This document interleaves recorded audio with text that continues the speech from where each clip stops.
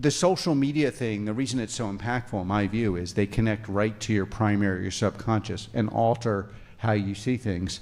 And they're very, very effective at this. And this is why, yeah, I've historically been, Palantir very publicly skeptical of allowing TikTok to control the algorithm, because, the classic way of looking at this is you're having a dialogue with them that's rational, but what's actually happening is they're controlling your subconscious.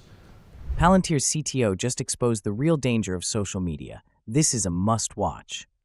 And so, and that's what they're built to do. And then, of course, they have a huge incentive to do this, because you're just like, click, click, click, click, click. I guess we got to get through a couple more. Okay, let's do 3 more. I'll tell you what, I will come back and we can do like a more seminar academic-y thing. And then whoever wants, we can start with just questions, because that's probably more valuable than me just going off on my... Guys, I had a ton of questions on Israel, Ukraine, China. If you have questions on any of those things, please feel free, but whatever you're thinking. In our Roman history class, which Professor Reinhardt, a little different, little off topic, but we went over Polybius's concept of anacyclosis, in that regimes rise and fall in a cyclical manner. And he details how democracies tend to fall when its constituents become entitled to their liberties and succumb to demagogues and factions and make the democratic process unable to proceed. And I tend to find anecdotally this to be the case, in that first-generation immigrants tend to have a higher proclivity to civic participation because they recognize American liberties. Do you think that natural-born citizenship is ultimately detrimental to maintaining the American Republic? Very provocative question. And let me give you a provocative answer. No. And now, the classic way you're supposed to answer this question is, like, because immigrants are so important, and like half immigrants, like me coming back, and lots of, and immigrants, you are taking, people forget the obvious. People who come here are often truly unusual in their society, and therefore create unusual results. And I mean, I don't have to list the results, but obviously the Manhattan Project, Einstein, many of the tech leaders of this nation, and actually when you go below the hood, many of the people that build tech companies at Palantir, we have a lot of people, particularly people, children of immigrants or grandchildren of immigrants. Isn't that ironic that the very freedoms that make America great can also lead to its decline when taken for granted? The historical cycle of democracies falling due to internal divisions isn't just theory, it's a pattern. If history is our guide, what safeguards do we have to prevent the same fate here? I would say I have a lot of politically incorrect ideas, but the idea that I would say, in my view, is the least politically correct is, I believe that in internalizing the ideals of America is often a many, many generation project. And I think the people, building the company and having the grammatical structure upon which you can build it are two different things. And I think just take the First and Second Amendment. If you, understanding those really in your gut, that is a many, many, many generation thing for most populations. And I have a great reverence for people in this culture who have been here for hundreds of years. And I live in the backwoods of New Hampshire, and and so I think these concepts take a long time to internalize and believe. And I think that's the contradiction is, yeah, sure, a lot of the builders in this country come from other countries, and I support that. I like that. And I have a history of essentially coming back, and my dad's family, they were in, it's essentially Alto Almanzo, southern Germany, Austria, Switzerland, Liechtenstein for 1,000 years. But yeah, no, I take the other side of that. But it's a great question. Thank you. The contradiction is real, but necessary. America needs both the fresh energy of immigrant builders and the generational understanding of its founding principles. The key challenge is making sure those foundational ideas, like free speech and the right to defend oneself, aren't lost in the process of constant reinvention. I have a question for both of you. In short, there was a trend in England where the printing press gave everyone the ability to speak freely. The Crown abused that to censor its citizens and to control the narratives. And then after King Charles was beheaded, then we had free speech again, and then Parliament censored again. So free speech, censorship by the Crown, free speech, censorship by Parliament. And now we have had a censorship issue in the last 20-ish years, and we have X and other dissidents who are helping to stop this issue. What does the next wave of censorship look like, and how do we stop it? Well, do you want to answer this? No, I mean, I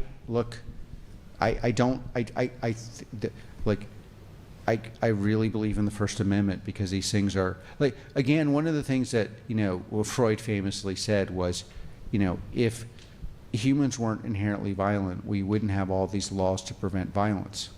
So we inherently, societies will try to restrict information because there's power and money and proclivities and views. I think the most important thing we can do in this culture, maybe bar none, is to affirm unpleasant, somewhat idiotic, stupid, and often heinous speech. And again, I would just say, well, why is this institution important? The institution you're at, with people giving me great questions. It's because, you are an institution that embodies free speech in the First Amendment. And there is a reason why it is the First Amendment. It's like people forget the banality of it. It's like, it's not the Fifth Amendment. It's not the 10th Amendment. It is the very First Amendment of our Constitution. And why is that? Because humans inherently would like to restrict it. And and we all find something offensive or stupid or heinous or discriminatory, and that's the speech we have to protect. If free speech has to be constantly defended, was it ever truly protected? Every time censorship returns, it comes with a new excuse, whether it's national security, misinformation, or public safety. But history shows that once speech is restricted, it rarely stops at just the bad opinions. The real challenge is whether society will recognize the pattern before it's too late. I'll just say that it will come because power is corrupting and it's very, very hard to throw the ring into the mountain. I think one thing I'm noticing 30 days into the Trump administration, obviously a lot of exciting things happening, a lot of, certainly from a journalistic perspective, a lot of things to cover. It's been like a nonstop fire hose. I think that, and I don't think it'll surprise anyone in this room who's on X or any of these other platforms, that the self-censorship that this moment, the moment is rewarding the strongest version of the argument. In other words, the moment and the algorithm rewards the most extreme expression of things. And what I'm noticing is a lot of the most thoughtful people that I know, people who are not in the extreme, not politically pin downable, are sort of receding, because this is not about state censorship, it's about sort of self-censorship or pulling back. I'm noticing that trend. It's one of the reasons that we built the free press, is to sort of capture those voices. But I don't see that dissipating anytime soon. Well, I'm very supportive of free press and of you, but I would say, then fight, then don't dissipate. I agree with that. No, I know. I'm just, but yeah. I strongly agree with that. But it's a really, like, politically and culturally, it is a moment where the extreme voices are winning the day. And how do you create a version of the argument that is nuanced and complicated and thoughtful and makes room for other people, that is as attractive and sexy and viral? Like, that's a question that I'm thinking about a tremendous amount. You go to any podcast company and they will say to you straight up, Center right does not sell, far right sells. And you see that with everything happening. And so I think that that's sort of where my mind is thinking about like building new media into this environment. Excellent. Self-censorship is one of the most overlooked threats to free speech. When people feel that only the loudest, most extreme views can break through, it discourages real intellectual debate. This is exactly why alternative media and platforms that promote open discussion are so critical. If we want thoughtful voices to thrive, we have to actively support spaces that allow them to exist. I'd like to thank you both for coming out today. My question is, as also a dyslexic, I have it rather severely, and I see it more as a strength than a weakness, but as a successful dyslexic, what advice do you wish you would have heard, or what do you wish you would have known sooner?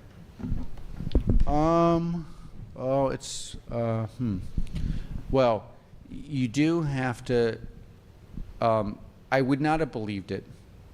So I'm not sure if I had gotten the advice I would have really listened, and I might have thought it's just someone saying this, and I would have cut off mine or your arms to get rid of the dyslexia.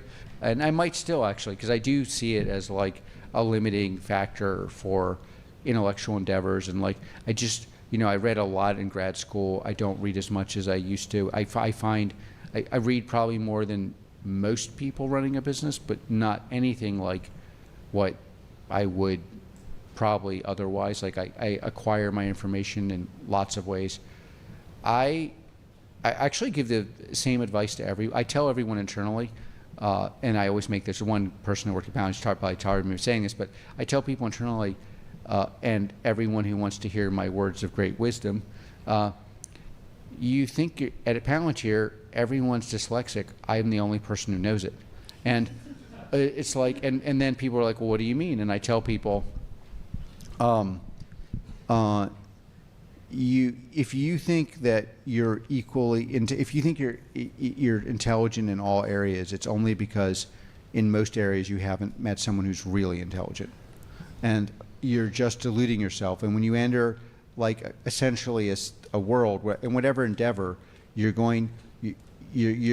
not going to do well if the person sitting to the left and right is much, much better than you at something. Dyslexia isn't a barrier. It's a filter that forces a unique approach to understanding the world.